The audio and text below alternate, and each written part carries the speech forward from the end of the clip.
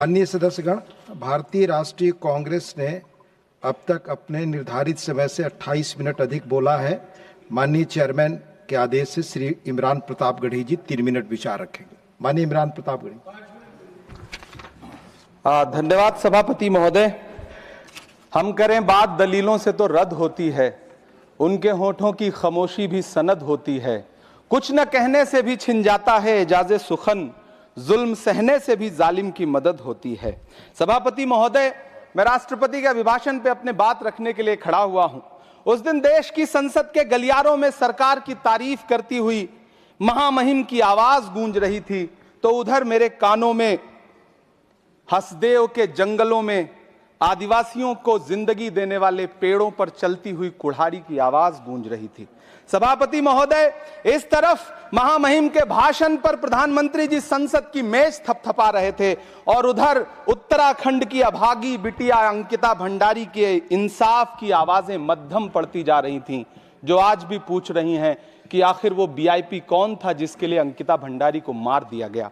सभापति महोदय, इधर महामहिम सामाजिक न्याय की बात कर रही थीं और उधर उत्तराखंड के कोटद्वार में नफरती लोगों के खिलाफ एक बुजुर्ग को बचाने के लिए खड़ा हुआ दीपक, जो मोहब्बतों की रोशनी लेके खड़ा हुआ था, उसके खिलाफ कोटद्वार की पुलिस गंभीर धाराओं में एफआईआर दर्ज कर रही थी। और वो भी उस दिन हो रहा था जब उत्तराखंड के मुख्यमंत्री कोटद्वार में मौजूद थे। ये नया भारत है जहां दंगाइयों के खिलाफ एफआईआर नहीं होते, बल्कि अमन और मोहब्बत की बात करने वालों के खिलाफ एफआईआर दर्ज होता है। यह नया भारत है जहां असम का चीफ मिनिस्टर खुलेआम संवैधानिक प्रोटोकॉल तोड़कर कहता है कि मुसलमानों को इतना टॉर्चर करो कि वो राज्य छोड़ने पर मजबूर हो जाएं। वो कहता है कि अगर कोई मियां रिक्शा वाला 5 रुपए मांगो तो उसे 4 रुपए दो ताकि वो परेशान हो सके। ये नया भारत है जहां बरेली में खाली घर में नमाज पढ़ने पर पुलिस मुकदमा दर्ज करती है। ये नया भारत है जहां क्रिसमस की तैयारी करते हुए ईसाइयों पर सरकार मुकदमा दर्ज करती है।